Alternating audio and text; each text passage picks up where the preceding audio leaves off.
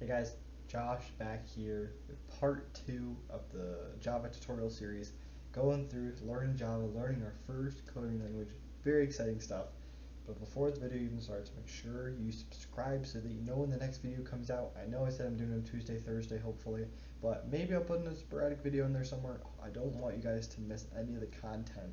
So please get on that, subscribe, like the video. If you do enjoy it, please, it helps me out a ton and spreads the word to other people to start coding. If you're interested, you want other people to be interested in too, please hit those buttons, it means a lot. But today's topic is variables, and so if you know anything about variables, maybe you know a little bit from math class, solving for x, finding a variable that you don't know. Variables are information that's stored in something different.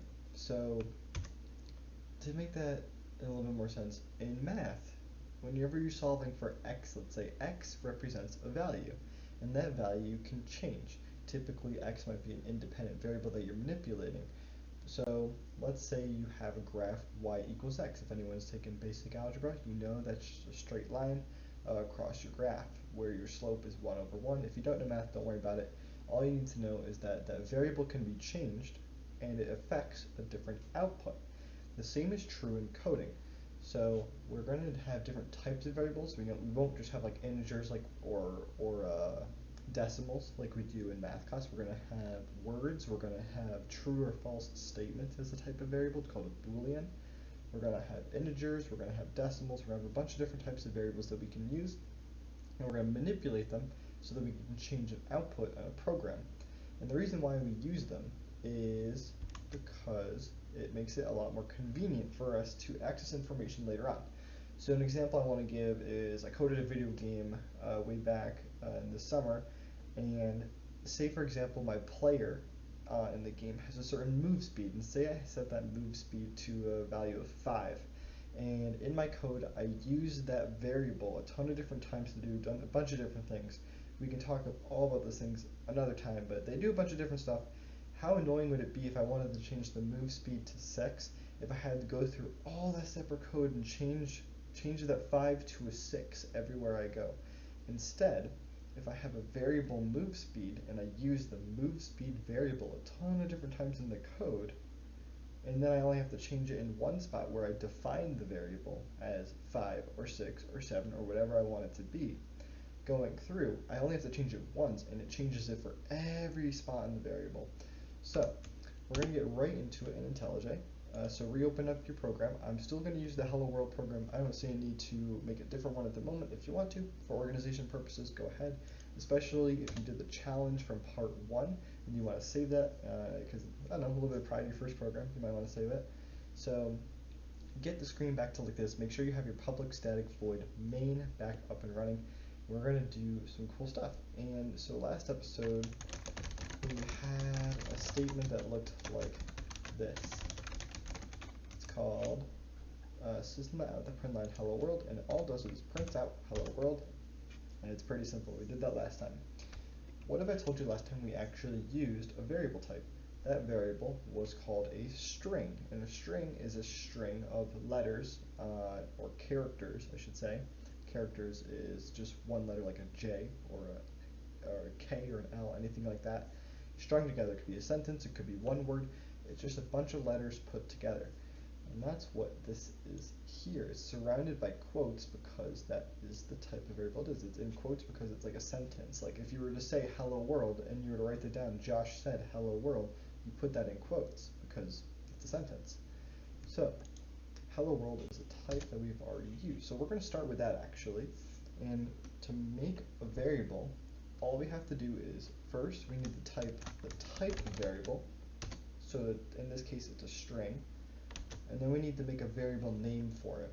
So in this case, I'm going to make the variable name, name. And that's going to equal some sort of value. In this case, I'm actually going to set it to my actual name, which is Josh. And then I'm going to put a semicolon at the end. So there's a few different parts to this statement that I just want to briefly go over again. The first thing when you create a variable is the type of variable that it is. And then the next thing you do is create a name for the variable. So every time I put the word name, it's going to give out the value Josh. And so we have to set this variable equal to something. So we put an equal sign as if it was, I don't know, a math problem like x equals something. In this case, name equals Josh. So, and then of course it's the end of the sentence, like a period, and put that semicolon in there. And now, instead of having hello world here, I want you to try and see what happens when we put the word name. And notice how there's no quotes around it, it's just name like it is when we define it. And we go ahead and run the program, and it prints out Josh. But how is that happening? If I put name in system.out.println, why is it not printing out name? Whenever you use a variable name, it's going to look back and be like, oh, we defined this variable here, and we're going to use it here.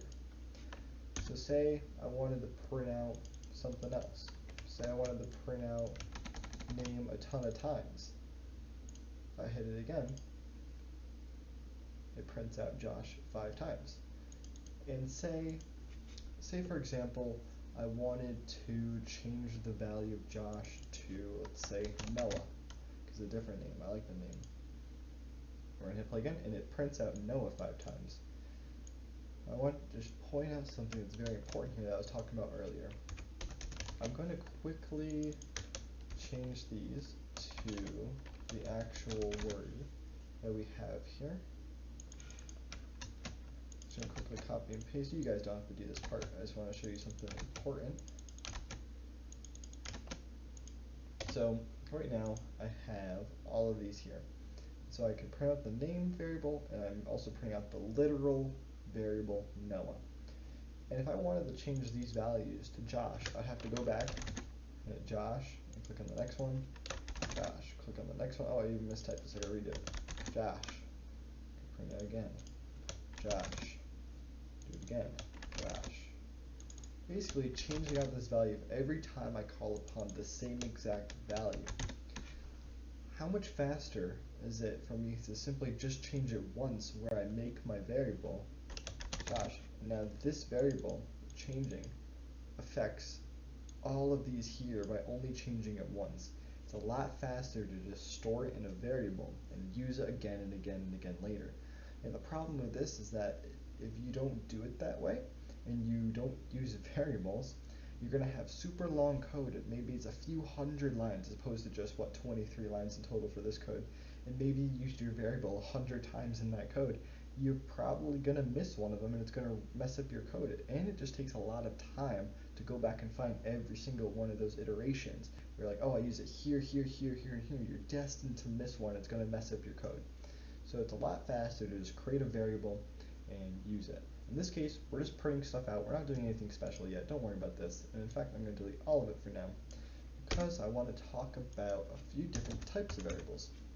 So we already talked about string, which is actually not native to the language. It's actually, well, I mean, technically it is, but it's not native to from what the language was built upon, because Java was built upon a language called C++, which was built upon a language called C. And we're using Java because I think it's a lot simpler than starting with C or C++. We can talk about those languages in the future if we want, but in the original C language, there's only a few types of variables that are called primitive types. And those types are char,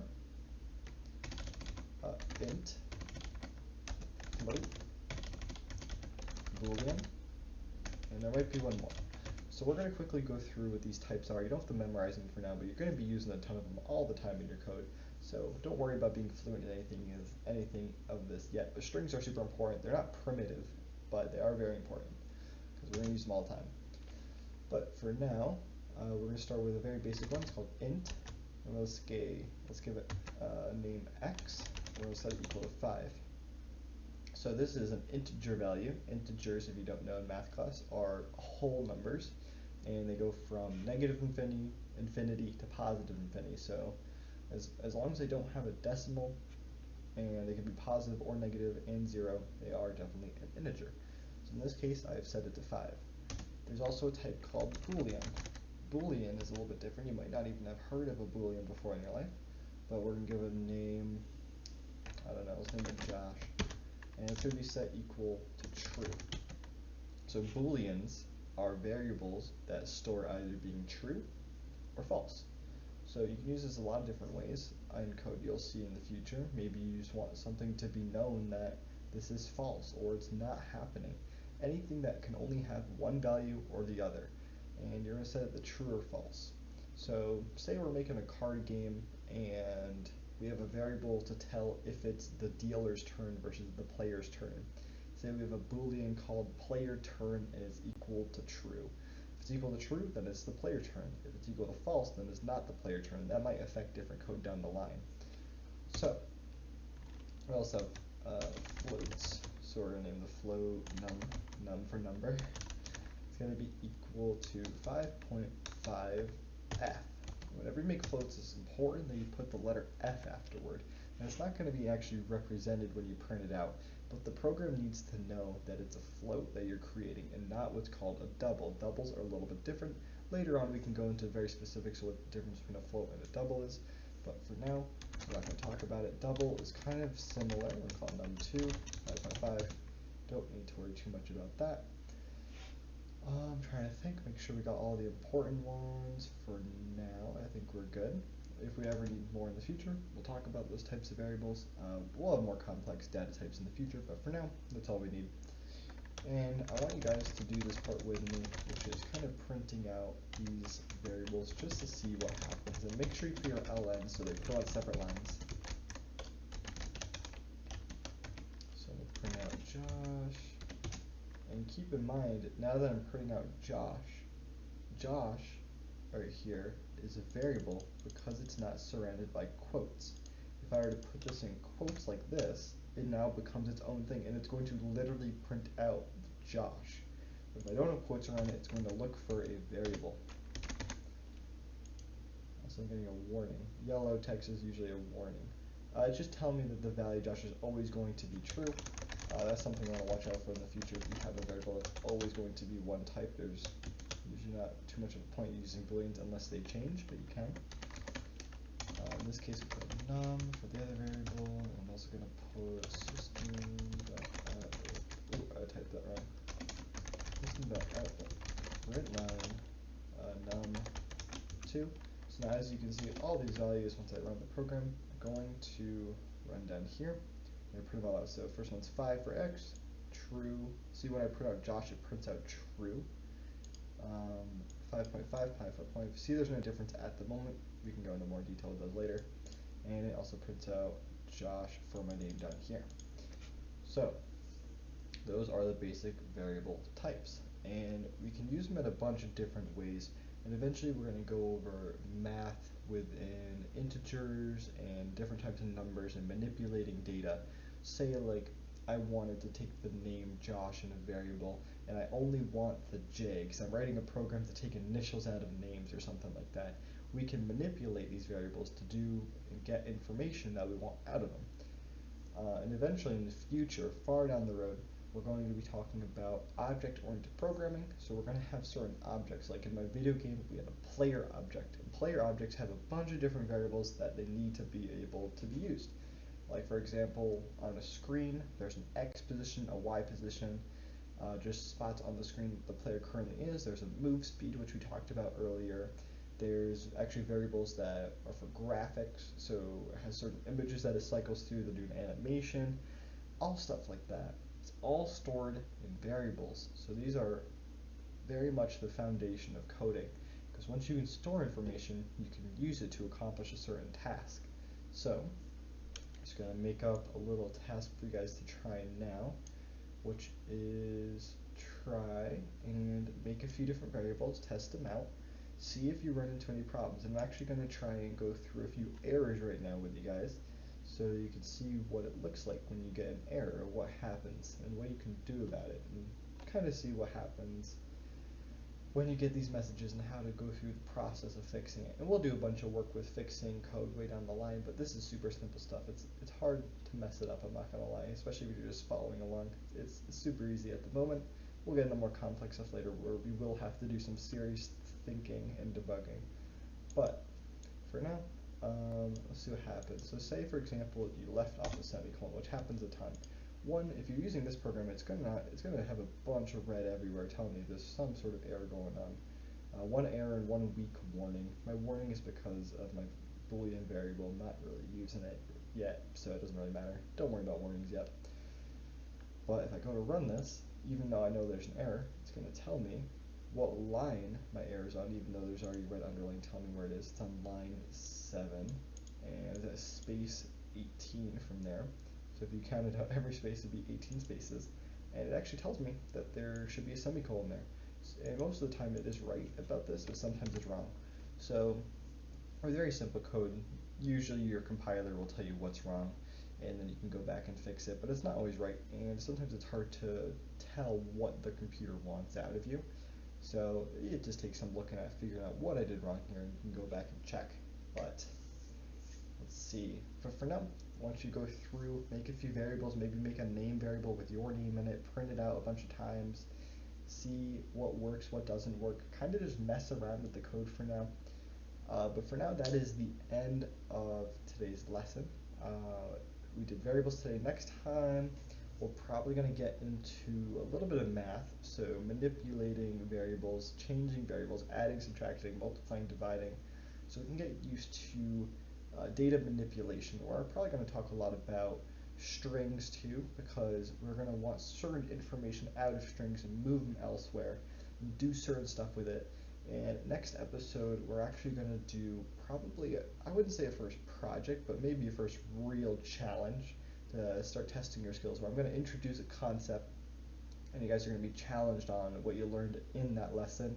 And hopefully I'll have a solution for you next episode, so you can check your answers and see if you got it right. Or if you're struggling with it, just see what an answer looks like so you can know what to do for next time. But for now, that is the end of today's episode. Please subscribe so you know when the next episode's coming out. Most likely it's going to be a Tuesday or a Thursday, but you never know. I might feel extra up to it and put out a video early or something like that. So hope you guys enjoyed. Please leave a like on the video. I'll see you guys next time.